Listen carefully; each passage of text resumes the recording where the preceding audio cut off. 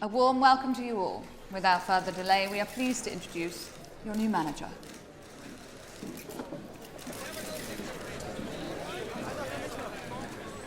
Hey my people, how you doing? I hope you're having a goddamn great day. Welcome back to the channel. Today we will be discussing a potential other manager to replace the likes of Jurgen Klopp, of course.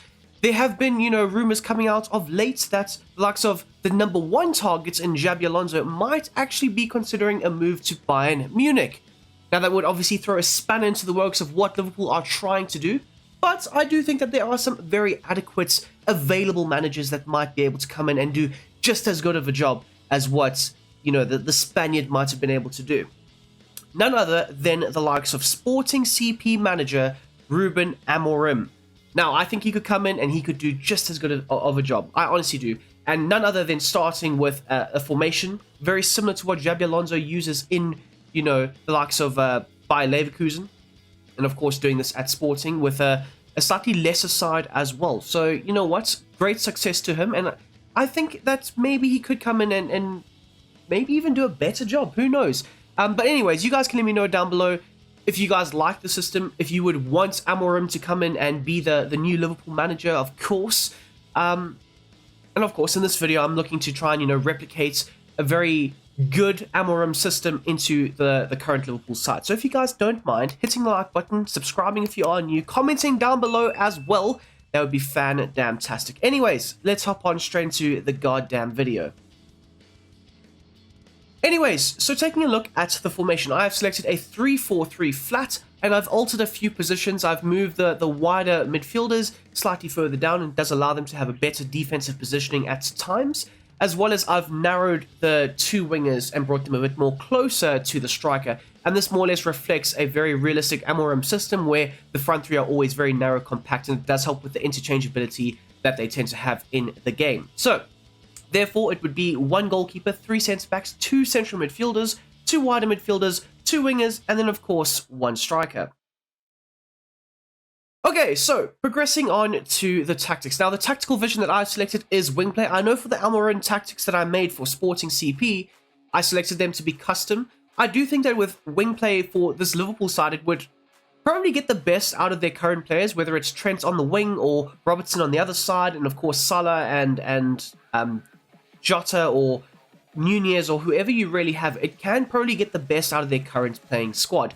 So yeah, I would probably advise you go with wing play, or potentially you can also look to set it to custom. It's really your choice, but I think wing play suits them. As for the defense and the defensive style, it is set to pressure on heavy touch, still looking to try and keep their shape and their structure, not overly aggressively pressing too far up the field or breaking that, natural shape of the team. Of course, with Jurgen Klopp's side, it's all about pressing. It's all about high tempo. With this side, it will be a little bit more reserved. And I do think that can maybe, save the likes of a Van Dijk, Salah, if he does stay, of course, with their legs. So I think this could effectively be a better defensive, game plan for this team. Of course, they can also look to try and protect the likes of Trent Alexander-Arnold, who isn't, best known for his defensive outlet. So pressure on heavy touch, waiting for the mistakes to arrive. Of course, your front line and your wider midfielders / your wing backs, they will also look to aggressively press and try and force those errors out of the opposition backline or their goalkeeper, and waiting for a mistake to occur, but more so looking to try and keep the natural shape of the squad intact. As for the team width, I have set it to 25. Of course, more naturally, Amorim, when out of possession, he expects and requires his teams to compact very centrally, and we have been talking quite a bit about, the very central compact units of late with a lot of the tactics that we have done. But again, with Amorim, it's more so trying to flood the opposition into those wider channels, trying to pin them against the touchlines, and effectively it can help you win the ball back a lot easier, a lot better, and it very rarely can exploit your team. They try and, block off the more central passes from back to front for the opposition, and it does tend to play into your team's hands. As for the depth, however, now this is a major change to the current Klopp system. Of course, with Klopp, they tend to play a very high line, pin the opposition back in their own half, relentless wave after wave of attack, have the centre-backs nice and high up the field, waiting and, prowling for the aerial balls to be won and circulating them back into possession. But with this team and under this manager, it won't be that. It will be a bit more pragmatic, which I do think that can help Liverpool in the long run. It can allow them to protect their backline, of course, with a mid-block set in. Of course, it is still a high mid-block, so you can still, kind of pin the opposition back, but it's got a bit more protection to it, which I kind of like, especially when playing FC24. I think it's always a better option to be a bit safer, and I think that Amorim would kind of agree with me. Anyway, so I've set it to 65. It can protect that back three as well as your wing backs if they aren't fully back yet. You do have a bit more defensive coverage of the space in behind. As for the offense and the build-up play going forward, I've set it to fast build-up. Now, this does play into the hands of your forward line, of course, whether it's Nunez, Jota, Diaz, Salah, Szoboszlai, of course. They're all very quick, pacey players that can look to make those runs in behind and exploit the space of the opposition in behind. So it does help, and of course, with the wider midfielders slash wing backs, it does also get them nice and high up the field relatively fast and quick into those more attacking areas of the field, waiting to either whip in a cross or a cutback and just supply the forwards in and around the box. For the chance creation, however, I have set it to balance. Now, this can allow you to play a possession-based brand of football, of course, or you might be able to, push your forwards further forward, and as well as your midfield. It can allow them to, progress into those more attacking zones, and this can also allow you to maybe also have that very attacking awareness where you're trying to pin the opposition back as well. And then, of course, finally, the direct passing. And that will obviously encourage your forwards to exploit the space in behind more naturally. But I do think that a balanced approach can get the best out of the side. It incorporates all those different various dynamics and attacking elements to your game. And I think, whether it's Salah out wide or Salah more centrally or, Diaz or Jota or Nunez, it can probably get the best out of him. That's what I'm trying to say here. As for the width, however, it is set to 85. Now, if I remember correctly, the Amorim system was a bit more narrow, more compact. But with this side, you want to try and open up as much space between the lines, trying to generate that space for your three forwards and maybe one of your midfielders who will be making that advance run further forward. But at the same time, you are also going to be trying to generate space for the likes of a Trent, for the likes of an Andy Robertson, or whoever you have in those wider areas, waiting to obviously receive the ball and whip in a cross or a cutback, like I had mentioned earlier. So again, the best possible width that I feel is 85, and it does generate quite a bit of space in between the lines as well as in between the defenders. Onto the likes of the players in the box. Now, I have set this to 7. It allows for at least 3 players to be in and around that attacking area, so it will mainly be your front 3 with the addition of maybe a midfielder making that further run forward, or one of your wider midfielders also making that back post run. As for the corners and the free kicks, as always, I've set it to 4. Okay guys, so progressing on to the instructions, starting off at the back with Alisson. He's set to come for crosses and be a sweeper keeper. Now you might be saying, well, if you aren't playing a high line and you're playing a mid-block, why would you want him to be a sweeper keeper? Now this is more or less altering the natural Amorim tactics to suit the system and suit the players, and I do think that Alisson will still want to make those runs outside of his box, still be that very modernized goalkeeper, and maybe trying to cover for the likes of a Van Dijk, a Gomez, and a Konate if need be. Of course, you are looking to try and prevent any, mishaps from happening, and I do think that you would rather be safe than sorry, and Alisson running outside of his box can only be a good thing. Winning the ball back, circulating it back into possession, I think that can be the best and have the best interests for this Liverpool back line. Of course, with Alisson, he is probably the best goalkeeper in the world, and he's also very good at claiming those aerial balls, and of course, you are looking to try and flood the opposition into those wider areas, and they will be more tempted to whip in crosses and supply their forwards with the killer ball. So you do need a very proactive and reactive goalkeeper in order to try and prevent that from happening. So moving on into your backline, of course, you've got Gomez, Van Dijk, and Konate. Now, in my personal opinion, this team and this backline essentially is very unbalanced. All of them are obviously right-footed. Of course, Van Dijk is essentially two-footed in a way, but that's why he needs to play more centrally. So we will be discussing adequate replacements for some of these players in this side later on in this video, so please stay tuned for that. But we'll start off with the instructions of the back three. So both Gomez and Konate will be set to the same set of instructions. Both will be set to conservative, and this does help prevent any centre-back stepping out of position and potentially exploiting your backline as well as breaking the natural structure at the back. So essentially, conservative interceptions allows them to maintain that line, maintain that shape, maintain that structure. As for the likes of Van Dijk, also set to conservative interceptions, but I've also set him to play as a striker. Now, with Sporting CP, Amorim expects the likes of Kutes, the more central centre-back, to advance forward, whether it's carrying the ball forward or just being able to get into the box later on in games, especially if they are losing, which is exactly what play as a striker does for Van Dijk. And I even think with the Klopp system, Van Dijk does tend to get nice and high up the field, especially if they are drawing or losing, or they are looking for an extra goal in the game. And he does tend to get into the box and add an extra element of height and attacking outlets higher up the field. So I wouldn't assume that this would change with Liverpool, of course. Obviously, the likes of Endo or Gravenberch would have to slot in as that more natural centre-back, more centrally as well. But of course, this system is all about rotations. When a player does step out of their more natural position, another player is there to try and fill it in. Whether it's a centre-back playing as a striker, a DM playing as a centre-back, it's all about that consistent rotation. So more or less, that's what we're trying to replicate with these instructions. Further on into the midfield, we've got the likes of Gravenberch and Endo.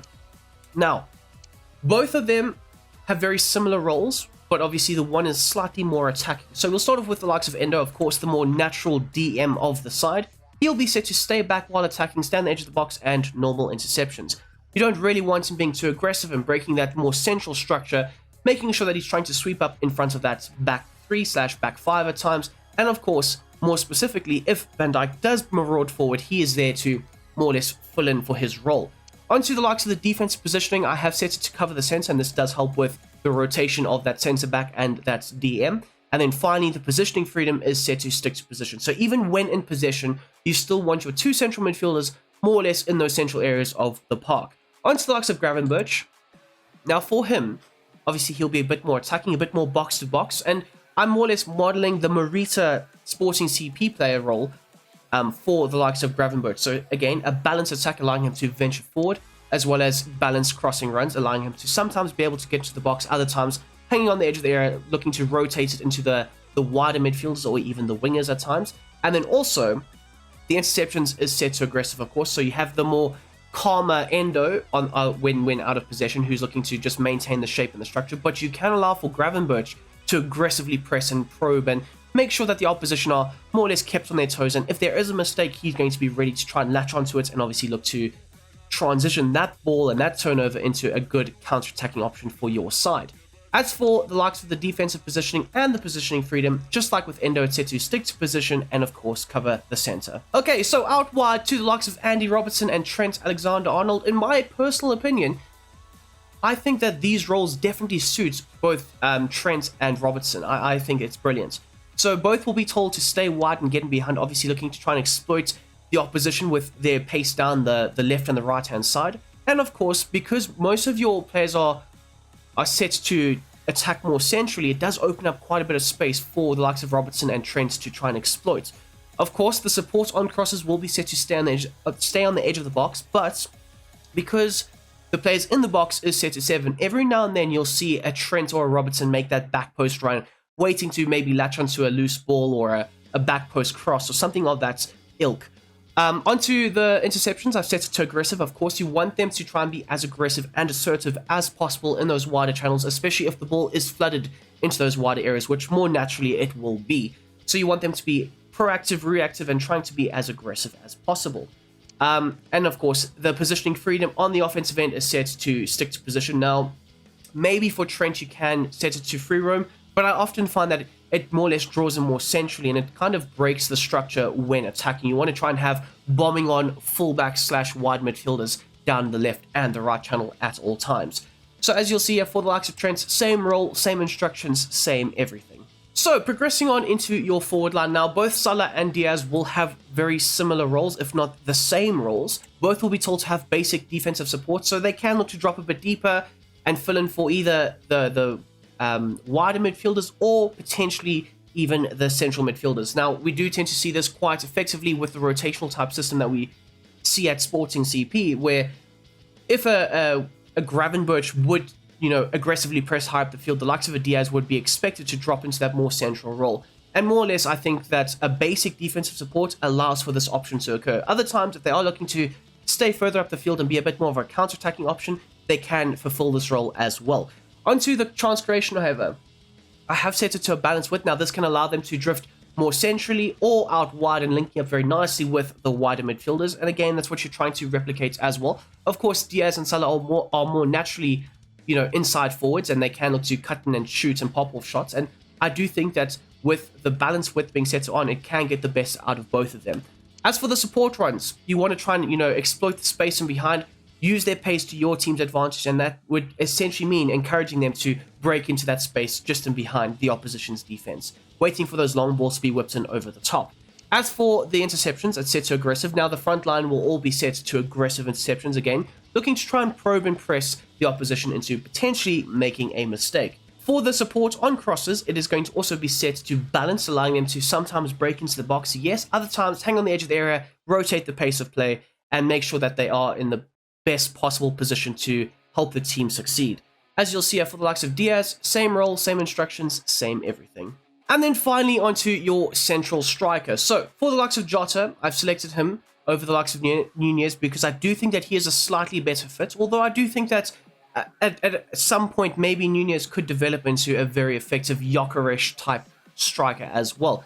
But if you are looking for the best possible fit, I would assume it would be the likes of Diego Jota. So for his support runs, I've set it to balance, allowing him to arc his runs inward or maybe even outward into those wider areas of the field, allowing him to pull players out of position, open up space for a cutting in Salah or maybe even a Diaz who would also be looking to try and cut in.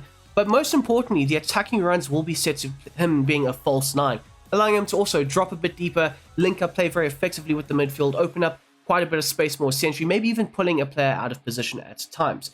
The interceptions will be set to aggressive, and then of course the defensive support is also set to basic, sometimes dropping a bit deeper, helping support the defense, or other times, just like with the other two, he can also look to stay further forward and be a counter-attacking option. Okay people, so I have gone ahead and put down a few names that I think are pretty realistic if the likes of Amorim does get the Liverpool job. So I've gone ahead and also put down a few sporting CP names, of course Diomande and Inacio. Now I think that he should be the number one priority because one, he is left-footed, and two, he's got some really good play styles, ping pass, long ball, interceptor, and of course aerially dominant. He is also 21 years of age, and most importantly, he is left-footed, offering a lot of balance to the side if you do tend to bring him in. Gonçalo Inacio would probably be the number one target if the likes of Amorim became the Liverpool manager. Another option you could go for is Otavio. I was very impressed with him when he played against Arsenal. He is also only 21 years of age. He's recently come in and been promoted to the first team for Porto, so he might also be another great option for you, a cheaper option as well. Another one, maybe even a fan favorite, could be Antonio Silva, also very young, 19 years of age, does have some good play styles as well, but he is right-footed, so maybe if you're looking to maybe replace a Konate or just have an extra backup on the bench, you could look to maybe secure the young Portuguese talent, but he would be quite expensive. So do you really want to try and blow 60, 70, maybe even 80 million pounds on a player that's going to sit on the bench? That's something that you have to decide. Some other really good players that I think could be a possibility is Hincapié. Of course, we have seen the likes of Liverpool scouts very intensively in the Bundesliga, so it still leads me to believe that Hincapié as well as Kosunu could possibly be targets for this Liverpool side. And then going to the Premier League now, Calvin Bassey has had a very good first season in the Premier League with Fulham, and maybe he might be looking for a step up to the next level maybe, and possibly the likes of Liverpool can provide that for him. He is also a very good left-footed centre-back, does have the high work rates as well, high attacking as well as high defensive work rates. So he could be that third centre-back on the left-hand side that does maraud forward as well. And then finally, the likes of Maximilian. I know you said Max. It is Max Kilman, let's be honest. But again, left-footed, can play on the right-hand side if required. He is currently the captain of Wolves, but again, he might be looking for that next step in his career. And why not make that Liverpool? So some really good centre-back options that you could potentially look to bring in to your club. Of course, onto the left-back area, we don't know if Robertson will leave or not, but I have gone ahead and put the likes of Anthony Robertson on the shortlist. Now, I do know he is a former Evertonian, but of course, in careers, things change, people change, and why would he turn down a massive club like Liverpool coming in for him? Maybe, just maybe, he says yes, please. And to be honest, I think he would definitely suit this side. He's very much a Robertson light, Anthony Robinson. Very good with whipping in crosses and passes and making sure that he is supplying the forwards in the box. And then I've gone ahead and put down the likes of Aitan Nori, one of my favorite players to sign in career mode. Really good at also doing a very effective job with whipping in crosses, supplying the forwards, and doing a very good wing-back role. As for the midfield, now, in my opinion, Liverpool are somewhat light in the midfield. Of course, you've got McAllister and Gravenberch, who they've recently brought in. But you might need a bit more, especially with the likes of Thiago leaving. And maybe Endo isn't for the future. Endo is for the present, and even that you can maybe question his quality. So the likes of Nico Gonzalez as well as Varela both have recently signed for Porto. I understand this, I know. So maybe you proceed with the current, midfield for now, and then in season 2 you go ahead and you try and sign either or. And to be honest with you guys, I think that both could be very, very good in playing this type of system. I mean, at Porto they've played a 4-4-2, so basically a midfield 2 at times, so they can fit the two-man midfield system that Amorim would want to try and implement at the likes of Liverpool. Of course, I've gone for a few other targets here as well. If you are looking for the current now first signing needs to be made, and that is Florentino as well as Palhinha. Now, I'm not too sure if Palhinha was there when Amorim was at Sporting, because I'm pretty sure that Palhinha left and then Amorim was appointed eventually. But again, has been linked with a move to Liverpool, could be absolutely phenomenal in that Endo role. The guy who breaks up the play, the physical unit of Palhinha is incredible. And of course, he can also fill in as a centre-back. So, like I say, I think he might be the best possible fit. But if you are looking for a younger approach, maybe go for a Nico Gonzalez or a Varela. Onto the other midfielder now, of course, the Gravenberch role. I do think that Douglas Luiz could be looking for that next move in his career. Of course, he is 25. He's approaching the prime of his career. And maybe if a Liverpool came knocking, he would say yes. Now, I don't know how attached he is to City. Of course, City and Liverpool have that rivalry over the last few years. But to be honest, some players need to be a bit more selfish. So why would he say no to a massive move to a club like Liverpool? So he could be very good. He's got a few good play styles as well that might be able to suit the side. Dead ball specialist, flair, as well as press proven. So in a midfield too, you need to have a bit more of bite and the ability to get on the ball, be crowded, and still be able to work your way through that massive crowd. And he might be able to be a very good signing for you guys going forward. Into the forwards. Speaking of which, I've gone for Pedro Neto as maybe the natural Salah replacement. Now, he does remind me a lot of what the likes of Edwards does for Sporting CP. Very, very pacey, can interchange along the front line, can also drop into the midfield if required, does have the technical ability to play in those tight areas. And maybe, just maybe, he could be another great Portuguese signing for this Liverpool team. Does have some good play styles, rapid as well as quick step, so he might be able to adequately replace the likes of Mohamed Salah if he does leave. Of course, we don't know just yet, but I do think he might be out the door. As for your two strikers, I've gone for the likes of Ollie Watkins and, of course, Victor Gyökeres. If you can't beat them, join them. So, the likes of Gyökeres, he is the most naturally fitted player to the system, so why not go ahead and try and sign him up, and then maybe convert the likes of a Jota into a left wing, as well as maybe even a Nunez. Imagine having a Nunez and a Gyökeres up front, interchanging positions. That could be absolutely sensational. But Gyökeres obviously has had a very successful season with this system at hand. He is press proven, which is incredible and very rare to find a striker / centre forward that does have these play styles. So maybe, just maybe, you go ahead and sign him. I will say this though, unless he's got a release clause, you can't sign him in the first season. So you might have to wait for season 2. Although, when I started, I saw that he did have a 67.4 million release clause. So if you're lucky, you can maybe sign him in the first season, but otherwise, you might have to wait for season number 2. And then finally, the last signing, and one of my favorite players that would absolutely break me in half if he had to leave for a team like Liverpool. But Pedro Goncalves, 25 years of age, does also play in the Sporting CP team as well right now. Does have some really good play styles, of course, flair play, tiki-taka, whip pass, technical dribbler, incisive pass, dead ball specialist, and of course, finesse shot. Can fill in on the left, the right, or even more centrally if required. I don't think you can go wrong with any of these signings. You guys can let me know down below if maybe I've missed a player or two that might be able to also do a very good job in an Amorim system. And there you have it, people. That is how I would replicate an Amorim Sporting CP system into the current Liverpool side. If you have enjoyed this video, as always, please don't forget to smash that like button down below. Subscribe if you are new. And of course, until the next time, I hope to see you very soon. Have a damn great day. I'm out.